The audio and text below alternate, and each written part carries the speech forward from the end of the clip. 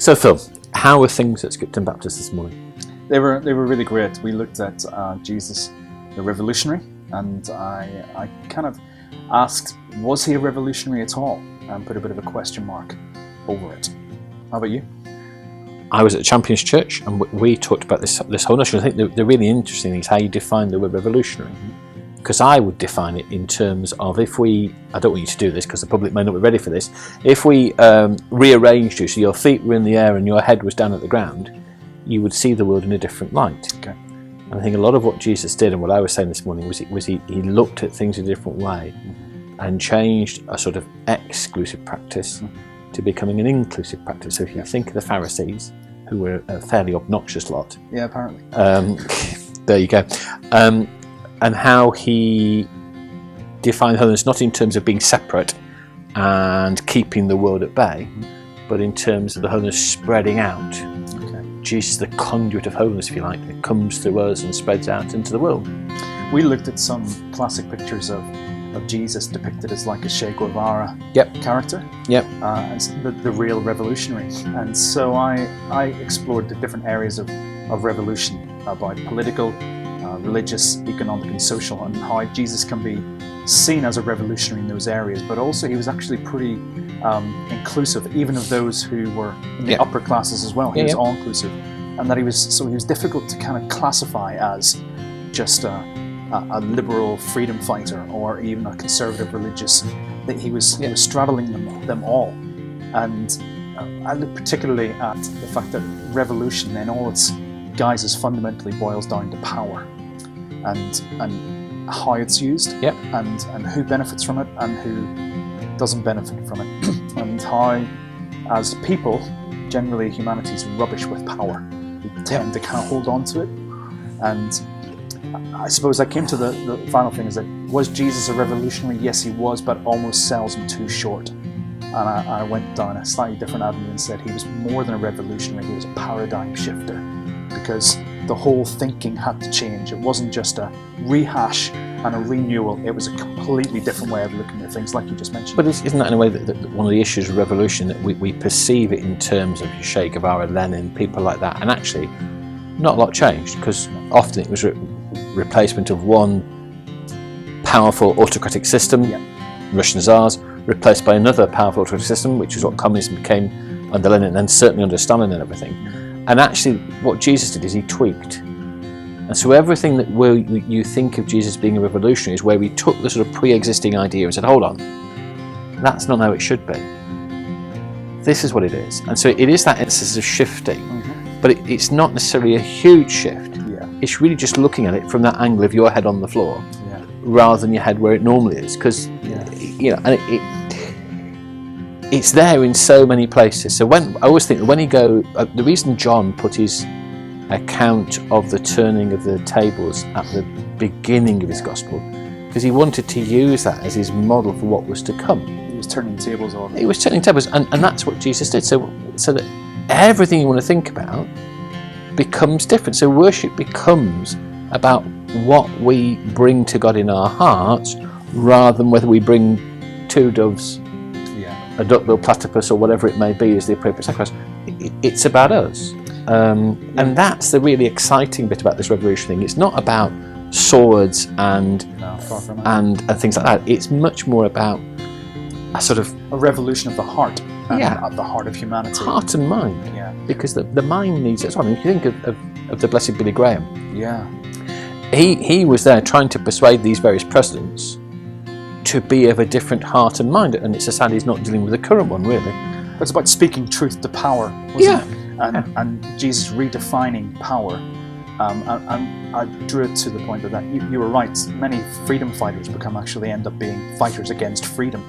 So we had this pithy phrase, which was attributed to a number of different people, which was, is it the love of power versus the power of love? And it sounds a little bit cheesy, but it's exactly what the battleground was. And Jesus didn't hold on. It's back to the passage in Philippians, talks about that early Christian hymn where Jesus, even though he was God, didn't hold on to his godness for himself, but poured out self-giving. It's Romans 12. I think Romans 12 is one of the most important chapters in the whole of Scripture. You have the first 11 chapters, which is sort of heavy theology, condensed, Paul trying to persuade this community who were wavering because of their own persecution as to how they should be. And then you have, therefore, present yourself as a living sacrifice. And then it goes on to that fantastic image of love. And it's as if Paul is saying, this is the Jesus way. You can deal with all the theology, you can get understanding of what happened on the cross and all those things, but actually, when it boils down to it, the real revolution is love, and that contrasted so well with what was at the time, because the Jewish way was to encourage hatred, because you hated the Samaritans because they were slightly different. You hated everything was different. You hated the Romans because they were the invading power. You didn't really like the other Jewish sects that were different to you, and it's this odious atmosphere.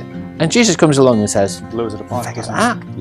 Let's actually learn to love one another. Well, our passage that we focused on, because you're right, you could have chosen any number of gospel passages because Jesus' life was revolutionary. But the one I particularly looked at is when Jesus is before Pilate in John's Gospel. And Pilate essentially says, are you a king? And he says, my kingdom is not of this world. And almost thinking, well, certainly I did as a boy, that meant his kingdom was somewhere else. And what he was actually saying is, my kingdom is not how you understand kingdom. My kingship, my power is not how you understand power. And that's what we've got to learn. But that all ties in with the idea of the Jews who are expecting the Messiah, but were expecting the avenging sword. And so when Jesus comes on the scene and says, this is the revolutionary way, they go, what? Hold on, that's not right. That can't be, because we're expecting a liberator. And Jesus says, well, I've come to liberate you, but I'm going to liberate in the way you need rather than the way you want. And we touched on some of the things that Jesus says that we're very familiar with, but are actually were treasonous at the time. Things like he endorses his followers and us, that is, to pray, your kingdom come.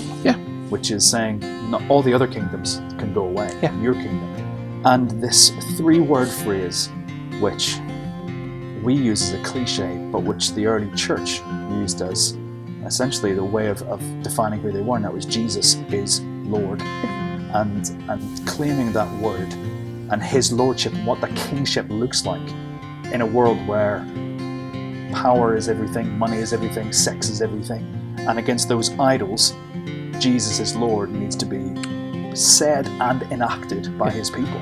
We're almost going back to the first week of this, when we looked at those of us who followed the lectionary, looked at the prologue of John's Gospel, which is an incredibly revolutionary document.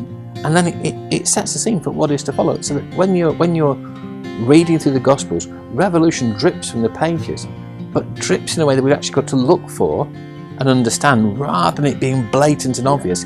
Because I think the Jesus way is quite subtle, and sometimes it demands you think about it, sometimes it demands that you just stop and allow yourself to take in the moment and sense the sheer wonder of it. I always think that moment of the Mount of Transfiguration, when the 3 disciples looked at Jesus and saw him in this dazzling white, as Mark puts it, is a really interesting moment. I know they go on to just want to build booths and things, but I think it's just actually them being able to see this reality, and then this don't say anything, and how much they must have wanted to tell everyone. But then obviously later, when they could safely tell everyone, because the others wouldn't be able to go, it suddenly all falls into place, and they're getting a greater sense of what this is. And I think it reminds us that there's so much importance in going back over the story again and again. So these little nuances, like watching the film umpteen times and seeing the nuances, these little nuances come out. And what's prompting us to be revolutionary this week or this year will be different to what it is next year. And but it is, in a sense, it is a very simple revolution, but it is a multi-layered, complex revolution in other ways as well, focused on this notion of who is this man? What is truth? All these big questions. In fact, Jesus is Lord, and we finish by saying, what does that mean for us? And it means that we are to be the agents of this continuing revolution. Because the Jesus way doesn't make sense to the way of the world even today. But interestingly, all the other revolutionaries around in Jesus' time are dead and buried. But Jesus' revolution, his paradigm shift, is still continuing. And we're part of the agents of change. And I think it comes back to where I was going this morning. And the real key thing here is this notion of humility. When the church is not humble, it's horrible. Absolutely.